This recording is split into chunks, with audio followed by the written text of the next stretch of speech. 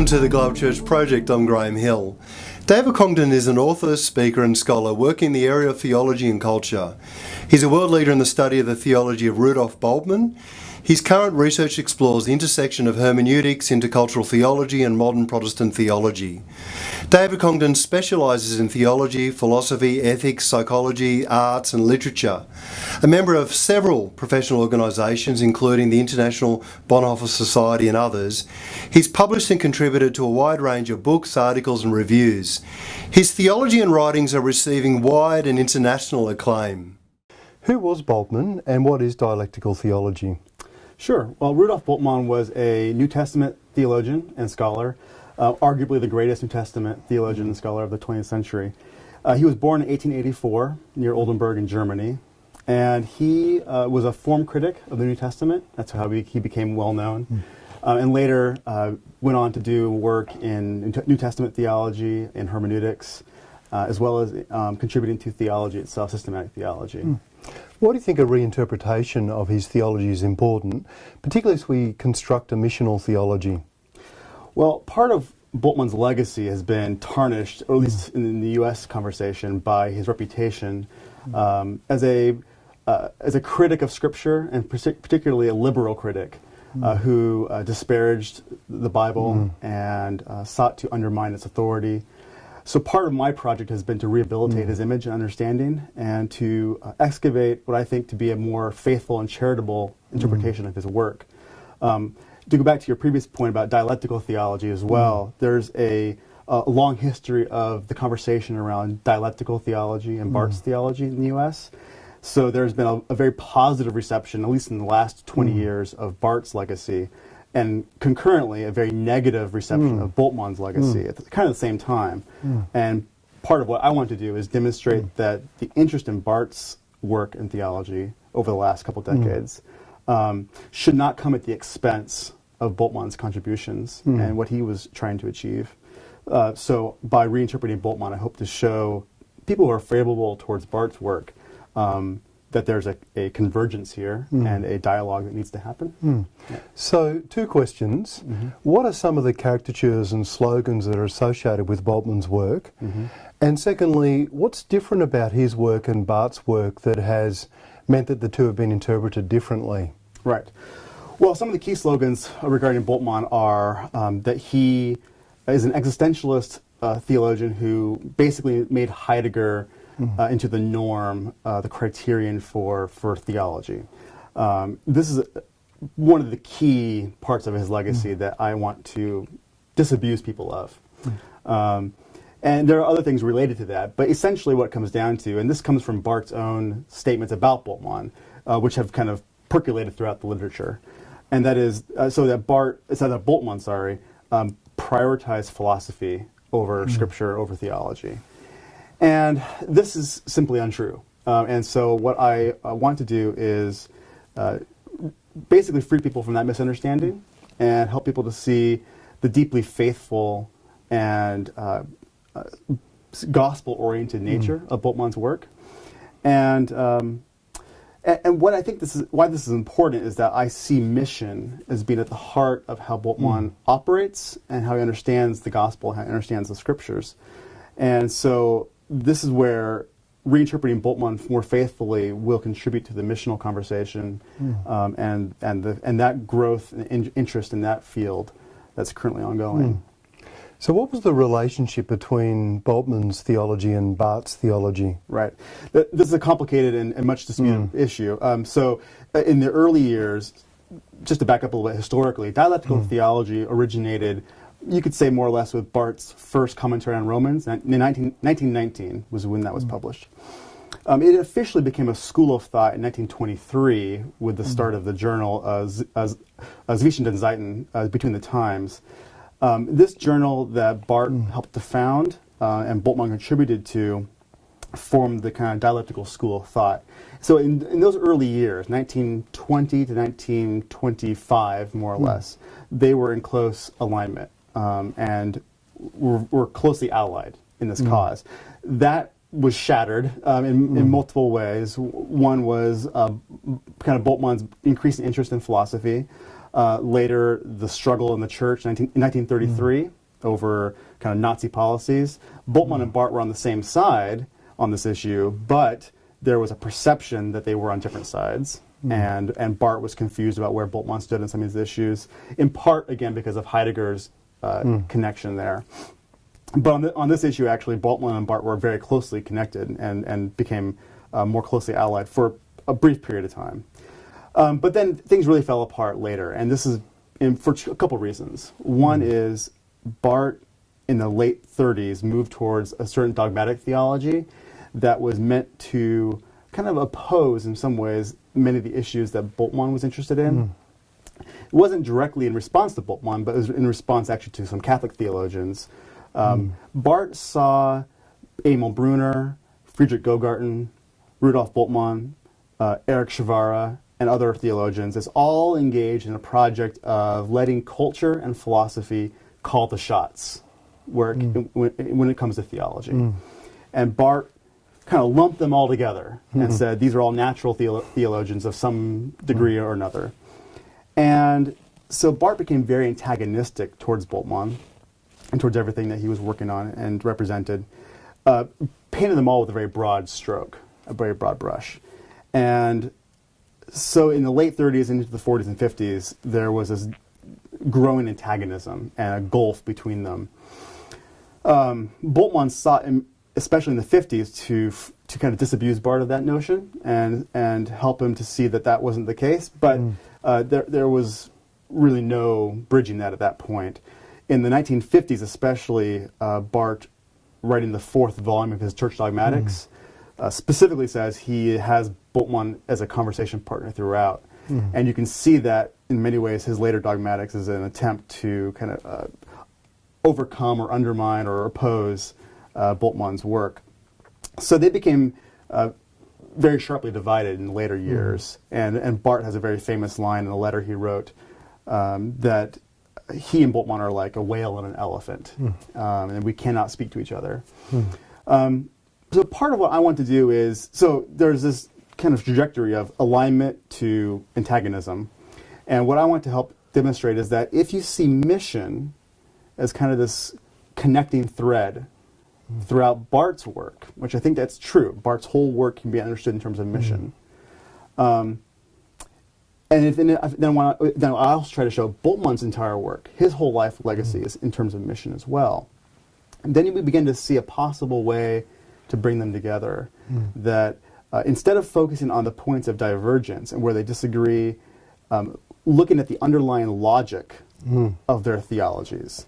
And if that underlying logic is convergent, is identical, I want to say, which it is, then it allows us to kind of recast their often antagonistic letters and writings and say, is there another way to understand this from a different perspective? And that's what I try to do, is to show that Barth and Bultmann are really talking about the same thing, but they're coming at it from two different vantage points. So do you think people have latched on to the elephant and whale analogy and have said, yeah, that's true, these guys really just don't see eye to eye, rather than looking deeper into the continuities? Absolutely. Well, I mean, the whale and the elephant analogy, that metaphor, has really sunk deep into the kind of psyche of kind of contemporary theology. It's presupposed rather than evaluated, but it's more than that. It's I don't want to say that it's because Barth said this and therefore people just kind of assume it's true. It's rather that there's a tradition of interpretation of Bultmann that has solidified itself. And so, I mean, even the proponents of Bultmann, the people who are trying to defend his work, have perpetuated this false conception of his work. So I'm thinking of Schubert Ogden, John Macquarrie. So there's a number of theologians who have been interpreters of Bultmann's work, who I think have contributed to the misunderstanding of his theology. So both Ogden, Macquarrie, and other people, Gareth Jones, often will talk about his work as indebted to Heidegger, thoroughly philosophical in nature. And for them, that's a good thing. And so they're trying to promote that image over against Barth. So they want the antagonism between Barth and Bultmann, because they don't like Barth, or they don't like people associated with Barth, and they like Bultmann. So they want to reinforce that gulf. And I find that view mistaken for other reasons. There's an agenda on that side as well. So there's competing agendas. There's an agenda on the Barthian side saying we don't want to be associated with Bultmann and his hermeneutical work, and those on the Bultmannian side who say we don't want to be on Barth's side on this issue. And so I think there's, on both sides of this whole issue, there are proponents who are reinforcing this divide, and I think misconstruing both theologians in their work. So, how is dialectical theology essentially missionary? Right. So, as I understand, when I speak of mission and missionary logic, what I mean is the relationship between gospel and culture, which I think is fundamental to what it means to be a missional theologian, is the interrogation of this relationship between the message of Christianity and its relationship to a cultural, historical situation. So what I find important and invigorating about mission and missional theology is it's zeroing in on this issue. How does the gospel connect and relate to the culture in which we live? And so I look at the work of Andrew Walls and La Manzana, people in this school, and say translation and cross-cultural communication is integral and intrinsic to the very nature of the gospel itself. And so what I see dialectical theology doing is interrogating that same relationship, but from a different perspective or in a different way. They're not self-consciously engaging in mission in terms of that how we understand that word. And they don't even often use the word language of mission. Barth does at times, but Bultmann very rarely talks about mission. It comes up here and there. He uses other language. So Bultmann will use the language of kerygma and myth. But kerygma and myth is simply gospel and culture, just in a different idiom. So often you have to kind of peel back the conceptual layers to get at the underlying logic relationship here.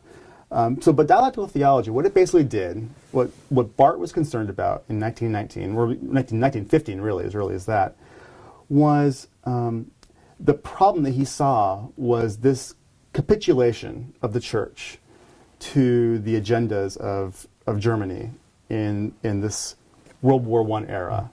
He saw the church's major theologians, his own teachers, use the gospel to prop up this agenda of the state. And so dialectical theology arose as a response to this. How do we untangle this confusion, this mixture of gospel and culture that's gotten us into this mess, both imperialism and colonialism, but also this militarism, nationalism, all these issues that were coalescing in that period of time. So Barth, Bultmann, Brunner, Gogart, and others were saying, we need to understand, we need to have a fresh understanding of the gospel that will allow us to criticize and see this cultural situation in a new light. So they came to the understanding of God as being wholly other and transcendent. The gospel is not simply a part of our cultural forces. It's not just one cultural force among others, like some sort of social agenda. It's a word from beyond. It's a message from God, a God who is not containable and available and graspable by us, but who comes to us as a God of grace and a sovereign God, the Lord. So Barth and others were saying, if that's true, if God is this sovereign Lord, then we cannot domesticate God and domesticate the gospel as something that can prop up an ideology or propaganda for the state. And so it's that out of that cauldron, this kind of political, theological, ecclesial dynamic, that this theology is born. And as it goes on, it develops. So it's initially a negative posture, opposing this capitulation, opposing this domestication of the gospel. But it becomes more and more refined. And by the later works of Barth especially, it becomes a positive theology of mission. So there he develops at length this conception of the church as a missionary church. And that becomes central to Barth's later dogmatics. Bultmann, for his part, has a positive conception of mission as well, but it's not as fleshed out as Barth's, which is part of the kind of confusion regarding whether or not how missionary he is. But the logic of mission that connects Barth's work is definitely present throughout Bultmann's work as well. It just becomes expressed in a different language and conceptuality. So that's where the curriculum of myth conversation comes in his later hermeneutical writings. And part of what I want to do is show that the hermeneutical dimension of Bultmann's work is not something extra or subsidiary. It's actually integral to this conversation about mission and dialectical theology. Part of the misconception of Bultmann is that when he turned to demythologizing into hermeneutics in the 40s and 50s, this was a departure from dialectical theology, as if he was a dialectical theologian in the 20s, maybe 30s, and then abandoned that to something else in the later writings. And I want to say, no, that's not the case at all. Those later writings are directly flowing out of his early interests in dialectical theology. So it's seeing the connection between dialectical theology and Bultmann's hermeneutics that will also demonstrate the connection of mission throughout the whole. So, what are some key ways that you think that Bultmann's work is significant for the construction of missional theology today? Well, I think part of it is a greater understanding of the hermeneutical nature of mission. So I think what Bultmann analyzes, what he understands, is that the very understanding, the very way in which we read Scripture, it has to be understood in a missionary way. That is, part of what the missional conversation has been about primarily is how we go out into the world. And how, so it often presumes that we already understand the message. We already understand the content. Now it's about how we apply it or how we practice it in the world. So a lot of the missional conversation has been about missional practices, the missional church. It's a secondary kind of step after we've already had an understanding of the message itself. And part of what I find important about the missional hermeneutics conversation, and then especially Bultmann's contribution to that conversation, is to say the very way we understand the gospel itself is missionary, or at least needs to be missionary. So we need to be more self-aware and self-critical about how we think about what Christianity actually is, what the gospel actually is. So at the primary level, the very content of our faith, mission has to be involved.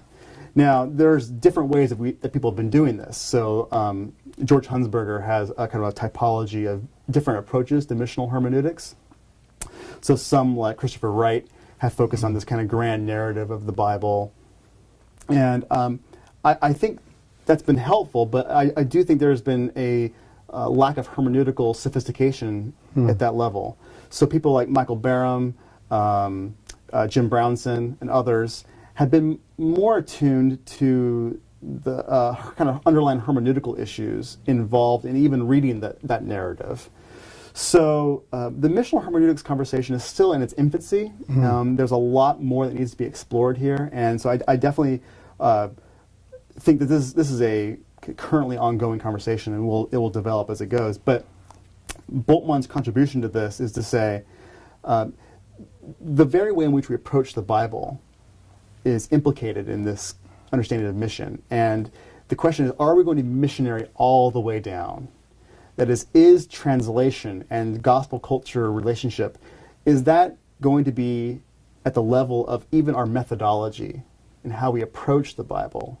Not simply in how we interpret it for others, but even in the very way we understand it for ourselves. Is that going to be missionary at that level? Is translation happening even as it comes to me, not just to others? So that's where I think Bultmann's contribution becomes very important. Yeah. You've also written about the work of Theo Sondermeier, and you talk about his hermeneutics of difference. Can you describe to me what is that and how does it relate to missional hermeneutics? Yeah, so Theo Sondermeier is a German theologian. He retired in 2000. He was at Heidelberg for many years. Widely considered probably the most important missiologist and theologian of mission in Europe. His work is very interesting because he was engaged for many years in this kind of European-African conversations and dialogues. And what he developed over many years was this conception of an intercultural hermeneutic, what he called also a hermeneutic of difference. He has a number of different ways of understanding what that is.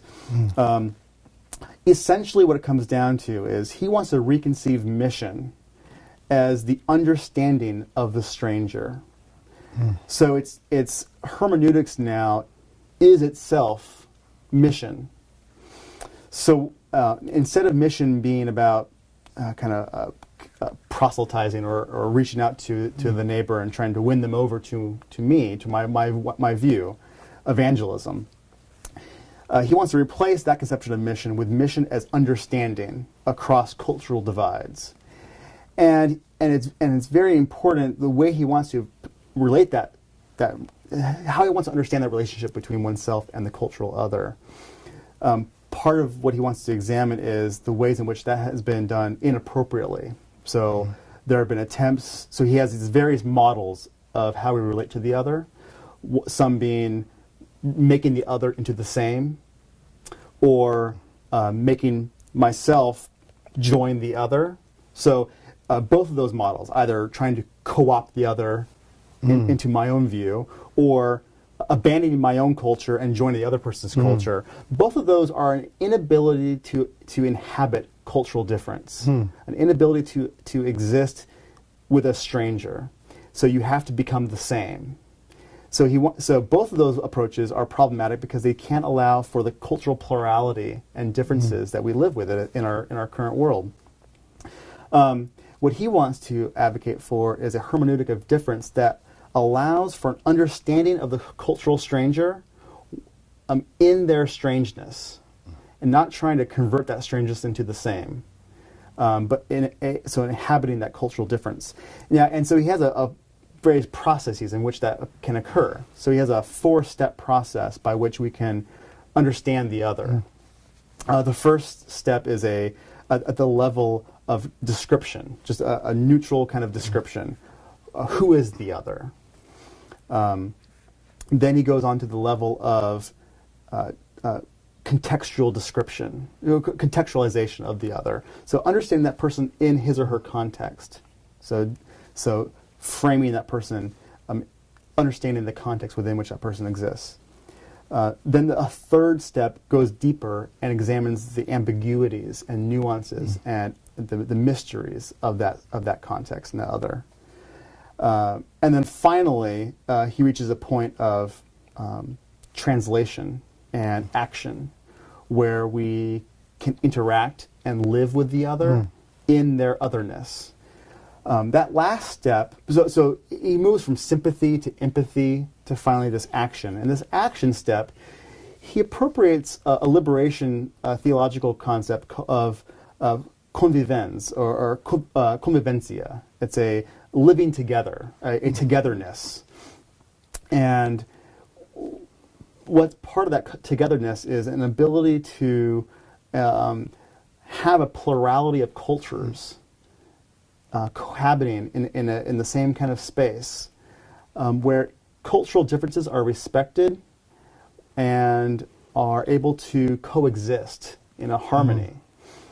So what he's really trying to achieve here, and again, he's speaking out of a German context where he's seen influx of immigrants and the cultural pluralism is all around him, and he wants to understand how can the church inhabit this plural culture, plural society, in a way that isn't antagonistic, and doesn't try to make everyone just like us. How can we allow cultural pluralism in the pluralistic society to be embraced and operate in a way that is peaceful and life-giving?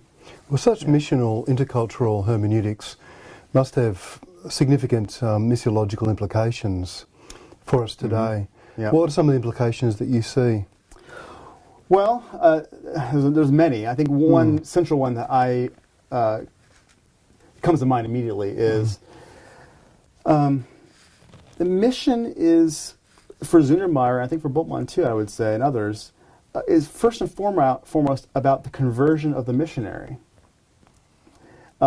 It's about the conversion of the missionary to the other in which that missionary exists. So it's to the neighbor. So typically mission is thought of a conversion of the other, the neighbor, to myself.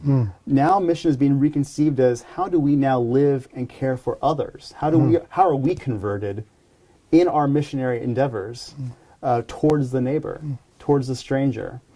And that really reframes how we think about mission. It's now about kind of a self-giving and a openness to other people.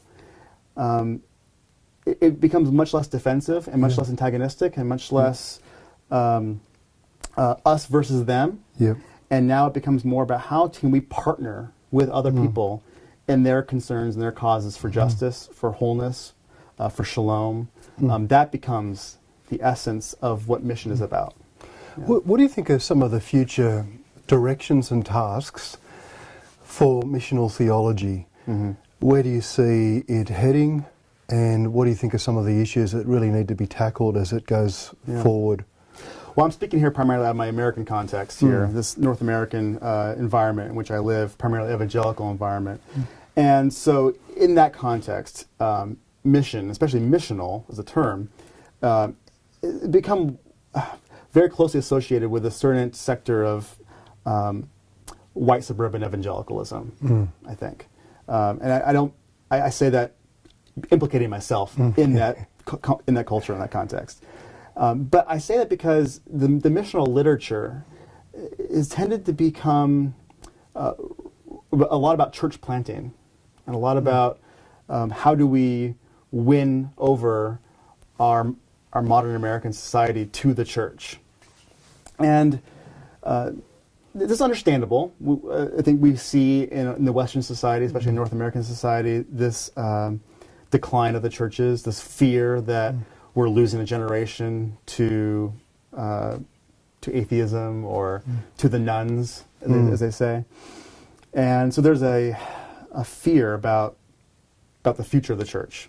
So missional language has often been often at times I do see a sense that it's a way to regain the ground, to win back the millennials and the younger generation to the church. So it's all about strategies of recapturing the culture for Christ. And I have deep concerns about this. And I think the future of mission and missional theology needs to be a resistance to this. Not that it's entirely negative or problematic.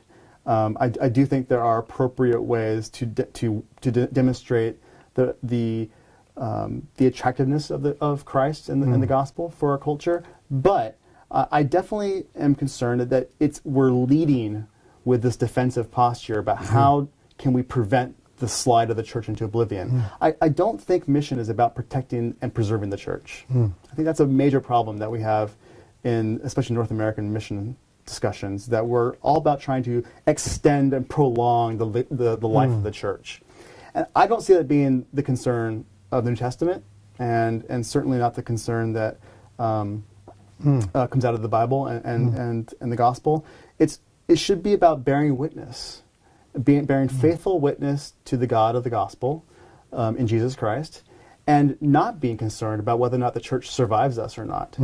If the church survives, that's God's work. That's the Spirit's work. But it may survive in ways that we cannot discern or cannot recognize.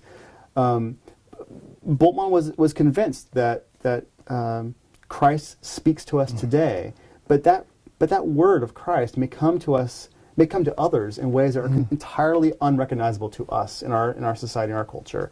It may appear in cultural forms and in ways that are just very different. And so the survival of the church as we know it is most likely a false gospel. It becomes about preserving our culture rather than preserving the gospel. And that's where I think missional theology needs to be much more concerned and aware of the danger of conflating gospel and church as being coterminous. Those things aren't the same. The church exists wherever and whenever the gospel is heard and lived. But that where the gospel is heard and lived may have nothing to do with the institutional church as we've understood it. And so that becomes, there's a need now, I think, for missional theologians to take up some of these hermeneutical and insights in a more serious way. Along with that, I think the missional theology needs to take up more post-colonial and liberation insights. And that goes hand in hand with what I was just saying. Part of what the post-colonial and liberation theologians are onto, I think, is this understanding that the gospel is primarily about praxis, about emancipatory action for the restoration and the wholeness of the world, and about justice in that sense. And I think they were right about this. I think the gospel is primarily about the restoration and wholeness of people. And if that's the case, then wherever that action takes place, wherever that praxis takes place, wherever emancipatory involvement and action and work occurs, there the church is present. There Christ is active and mobilizing people for his cause. And so that means we need to be partnering with others and engaging in those actions. And if that means, if the church, as we have understood it institutionally, is not involved, so be it. If it is involved, all the better. But we shouldn't be concerned about whether or not it's being baptized as a church action. We should be concerned about the action itself, because that action is faithful to Christ. Whether or not it's connected to a church, that to me is a subsidiary question. It's a secondary issue. And if the church dies, but the action lives on, Christ, I think, is being proclaimed, and the church still lives on. Yeah. David Congdon, thank you for joining us at Being Missional. Thank you very much for having me. Yeah. The Global Church Project is located at www.theglobalchurchproject.com. On our website you'll find a wide range of interviews and resources for colleges, universities and churches. I look forward to your company next time. From me, goodbye.